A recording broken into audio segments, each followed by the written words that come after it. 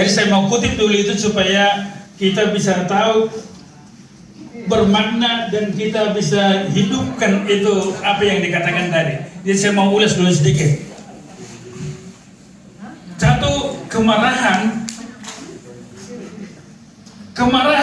bisa sangat dibayar mahal loh kalau sempat marah. Hati-hati. Anda yang suka marah seperti saya tidak suka marah. Yang suka marah, hati-hati. Mahal bayarannya. Kenapa bisa mahal? Hisapmu kalau bukan lantaran marah, tidak habis berapa ratus polisi yang korban, ya, sampai sendiri korban. Itu karena marah. Tahu nggak 2 minggu lalu, karena si Biden marah sama orang Cina, itu balon yang diterbangkan oleh anak-anak yang berulang tahun di udara, harganya hanya $12, paling tinggi $20, ditembak sama rudal. Rudal itu berapa satu?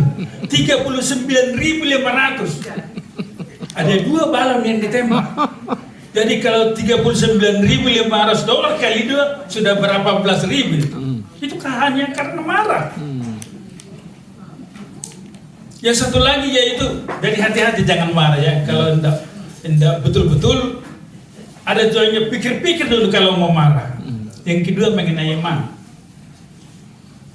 Satu kali kami lagi makan-makan beristirahat, saya tanya teman-teman, kamu mau pilih uang, kedamaian, atau iman? Ada beberapa jawaban. Yang satu bilang, imanlah. Seperti yang pendeta katakan tadi. Yang satu bilang, tergantung di mana kita. Lalu ada yang bilang, kedamaian. Lalu saya bilang begini, kalau saya pilih uang. Mereka protes, tidak baik dong, kamu kan orang Kristen. Saya bilang begini, 2 minggu lalu saya di pengadilan di San Bernardino, jadi juri. Kita dapatkan bahwa yang membeli tiket loto tahun 2014 tanggal 2 jam 6 sore 6:43 sore dia beli tiket, suami istri membeli. Dan dia bilang, ini sudah dapat itu. Nanti saya kasih tahu berapa nilainya supaya Anda tahu bagaimana kalau uang itu menghancurkan iman. Dia dapat itu tiket, lalu istrinya bilang, kalau begitu kita beli rumah ya. Lalu bilang, iya, dengan satu mobil BMW. Itulah angan-angannya. 2 tahun kemudian mereka bercerai. Mobilnya nggak jadi dibeli, rumahnya nggak jadi dibeli. Lalu mereka berribut. Sesudah bercerai, lalu perempuan mengajukan ke pengadilan. Dia curi saya punya tiket katanya. Padahal itu saya punya. Saya yang membeli. Diklaim sama perempuan. Laki-laki ini bilang, tidak, saya yang membeli. Tibalah ke pengadilan bulan lalu. Ya, kami jurinya. Kita putuskan bahwa sebenarnya yang membeli tiket itu adalah si laki-laki, tapi istrinya mengklaim.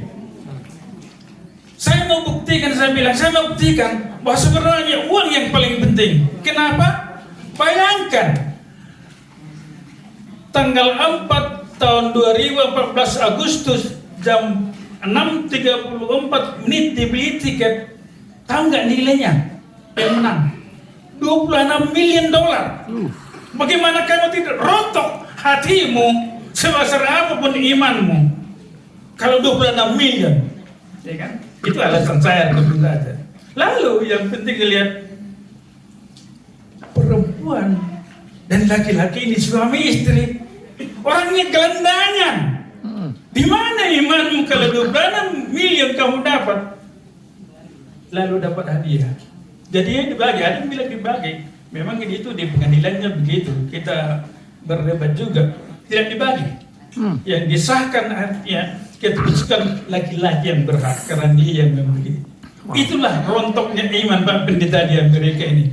Kalau dolar itu kasih 26 miliar, bagaimana tidak rontok imannya? Hati-hati, Anda jangan masukkan marah dan iman supaya dikuatkan.